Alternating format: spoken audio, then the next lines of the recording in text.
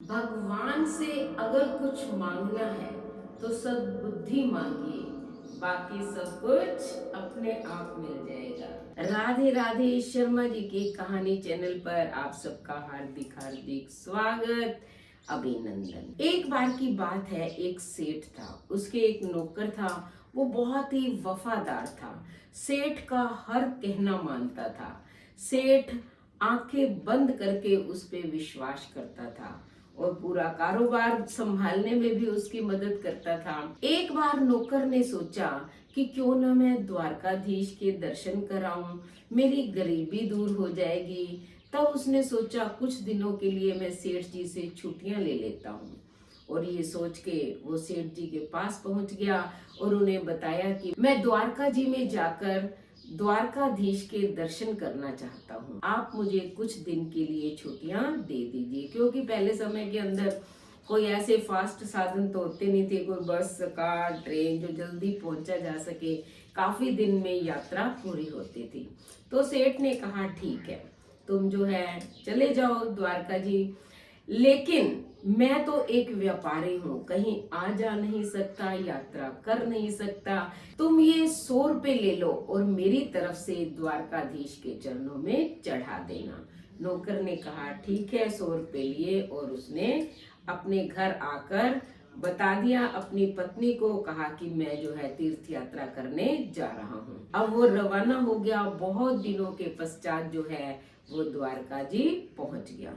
जैसे ही वो मंदिर के दर्शन करने जाने लगा, उसने देखा कि कुछ साधु सन्यासी भगवान के नाम का जाप कर रहे हैं।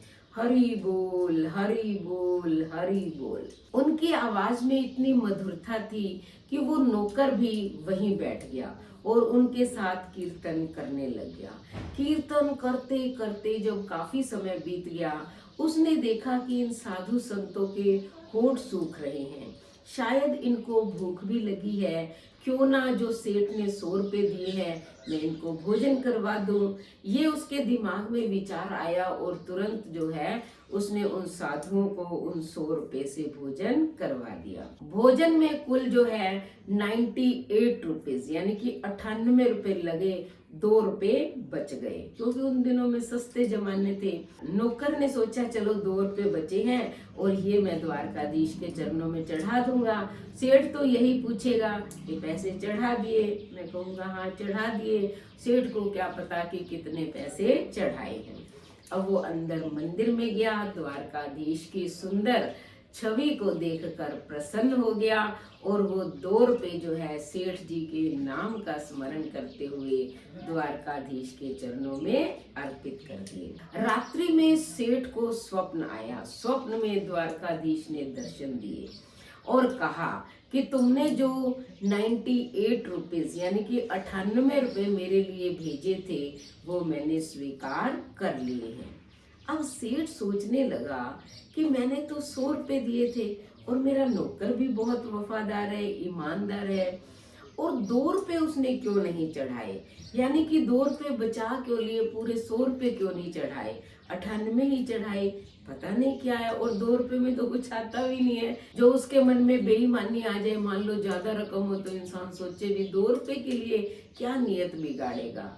लेकिन उसने सोचा चलो आने दो नौकर को, तब पूछूंगा।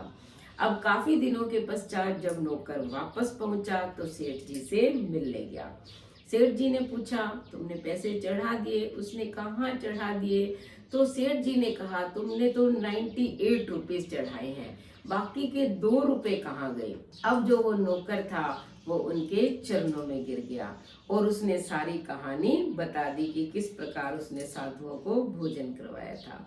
अब सेठ जो है नौकर के चरणों में गिर गया, कहता तुम्हें मेरे चरणों में गिरने की कोई जरूरत नहीं है, यानी कि तुमने जो साधुओं को भोजन करवाया था 98 रुपए का, भगवान ने वही स्वीकार किए हैं। जो 2 रुपए तुमने चढ़ाए थे वो स्वीकार नहीं किए। तो कहने का मतलब ये है कि भगवान कोई पैसों के भूखे नहीं है। आप सोचो द्वारकाधीश जिनके यानी कि साक्षात घर में लक्ष्मी है, रुक्मणी जी किसका रूप है? लक्ष्मी का रूप है। भगवान विष्णु के चरणों में सदैव लक्ष्मी बैठी रहती है उनकी सेवा करती है और लक्ष्मी उन्हीं को मिलती है जो नारायण की सेवा करते हैं, तो क्या वो साधारण जनता के पैसों को लेंगे, उससे खुश होंगे? नहीं। हमें मानवीयता के नाते जितना हो सके भूखे साधु संतों की सेवा करनी चाहिए। जितने भी जरूरतमंद हैं, अगर हम उनकी सहायता कर देते हैं तो यही नारायण की सेवा होती है, यही पूजा होती है। भगवान किसी के पैसों के भूखे नहीं है।